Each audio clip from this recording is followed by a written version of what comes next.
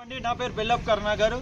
ఈరోజు ఒక సామాజిక కార్యకర్తగా ఈ శాతవాహన యూనివర్సిటీలో ఏదైతే అక్రమాలకు పాల్పడుతున్నారో, నిధులను అనవసరంగా దోచుకుంటున్నారో, అంటే అక్రమంగా దోచుకుంటున్నారో వారి పైన ఆ దోషులను కఠినంగా శిక్షించాలని, వెంటనే విజిలెన్స్ ఎంక్వైరీ చేయాలనే ఉద్దేశంతో మేము ఇక్కడ ఈ నిరసన వ్యక్తం చేయడం జరుగుతుంది. ఏదైతే మన రిటైర్డ్ ఆఫీసర్ అయిన సంఘశాల మల్లేశం గారు గత 3వ తారీఖు రోజు అర్ధరాత్రి వచ్చి ఇక్కడ అనవసరంగా అంటే ఆడిట్ ఫైళ్లను తెప్పించుకొని వాళ్ళు ఏదైతే గత సంవత్సరం 2022-23లో అనేక అక్రమాలు చేశారో వాటిలో సవరణలు చేయడం కోసమని ఇక్కడ ఎవరైతే ఉన్నారో శ్రీరంగ ప్రసాద్ గారు అయితేనే, వరప్రసాద్ గారు, మరి అదే విధంగా ప్రసాద్ గారు, వీళ్ళందరూ కలిసి కూడా ఆ ఆడిట్ రిపోర్ట్లో చాలా అవకతవకలు చేశారు. ఇప్పటి వరకు అంటే 2022-23లో దాదాపు చాలా అబ్జెక్షన్స్ వచ్చినాయి. స్టేట్ ఆడిట్ రిపోర్ట్ చాలా అబ్జెక్షన్స్ చేసినప్పటికీ కూడా ఇప్పటి వరకు వాటిని సమర్పించలేదు. కాగా 3వ తారీఖు రోజు అర్ధరాత్రి వచ్చి ఆ ఫైల్లో అనేక అవకతవకలు చేశారు.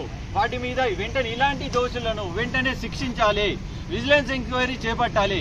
అంతేకాదు ఈ యూనివర్సిటీలో ఎవరైతే విద్యార్థులు ఎగ్జామ్ రాశారో ఆ పత్రాలని, అంటే ఎగ్జామ్ హాల్ వచ్చిన జవాబు పత్రాలని మళ్ళీ బయటికి తీసుకుపోయి వారి చేత రాయించడం, మళ్ళీ తీసుకొచ్చి ఎగ్జామ్ హాల్లో పెట్టడం, ఇది ఎంత అన్యాయకరమైన చర్య.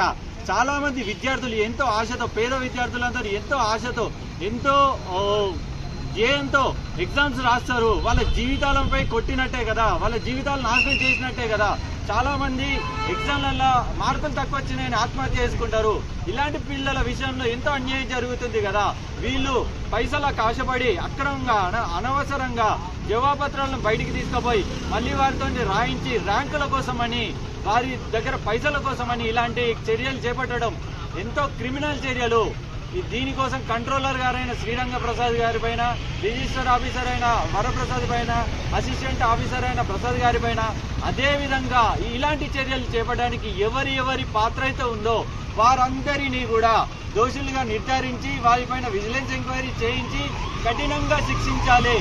అంతేకాదు గత కొన్ని సంవత్సరాలుగా ఎలాంటి టెండర్ లేకుండా నామినేటెడ్ పద్ధతి ద్వారానే క్వశ్చన్ అనే సంస్థకి జవాబుపత్రాల స్కానింగ్ అనే పనులని అప్పచెప్పడం కానీ, ఎలాంటి అంటే మనం 1,00,000 రూపాయల లోపల జరిగితే నామినేటెడ్ పద్ధతి ద్వారా, 1,00,000 రూపాయల పైన జరిగితే టెండర్ ప్రక్రియ ద్వారా మనం ఇలాంటి పనులను అప్పచెప్పాలి. అలాంటిది ఈ 3 కోట్ల పైచిలుకు పనులని ఎలాంటి టెండర్ వేయకుండా కేవలం నామినేటెడ్ పద్ధతి ద్వారానే క్వశ్చన్ అనే సంస్థకి జవాబు పత్రాల స్కానింగ్ అనేది ఇవ్వడం ఎంతవరకు సమంజసం.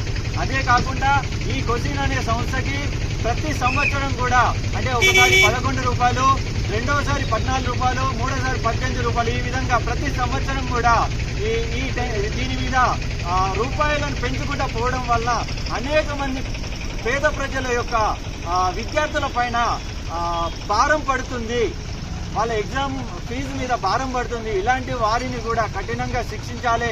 ఇలాంటి అన్యాయాలు, అక్రమంగా నిధులను తరలిస్తున్న వారిపైన, అదేవిధంగా అక్రమంగా నియామకులమైన వారిపైన కూడా వెంటనే చర్య తీసుకోవాలని ఈ సందర్భంగా మేము ఇక్కడ డిమాండ్ చేస్తున్నాం.